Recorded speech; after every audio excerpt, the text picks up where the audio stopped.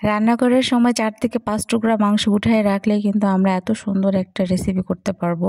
এজন্য আমি অল্প পরিমাণে মাংস ছোট করে কেটে নিয়েছি। তার মধ্যে লবণ, মরিচ গুঁড়ো, হলুদ গুঁড়ো, টমেটো, আমি মশলা বেটে রেখেছিলাম ওটাই 2 চামচ এখানে দিয়েছি।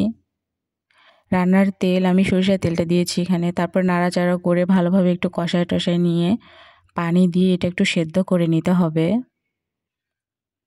কিছুক্ষণ পর আমি এর মধ্যে আলুটা দিয়ে দিয়েছি। আলু আমি এভাবে কেটে রেখেছিলাম। আলাদা একটা ফ্রাই প্যানের মধ্যে আমি শুকনো মরিচ ভেজে নিয়েছি। তার মধ্যে রসুন, পেঁয়াজ এবং গোটা মশলা ভালোভাবে ভেজে নিয়ে রান্না করে রাখা মাংসটা দিয়ে ভালোভাবে নেড়েচেড়ে কিছুক্ষণ সময় নিয়ে আমি এটা ভেজে নিয়েছি। একটু সময় নিয়ে ভাজতে হবে, ভাজার উপরে আসলে রান্নাটা। তো আমার ভাজা হয়ে গিয়েছে, আমি নামাই নিয়েছি। গরম ভাতের সঙ্গে খাওয়ার জন্য কী যে অসাধারণ একটা রেসিপি এটা।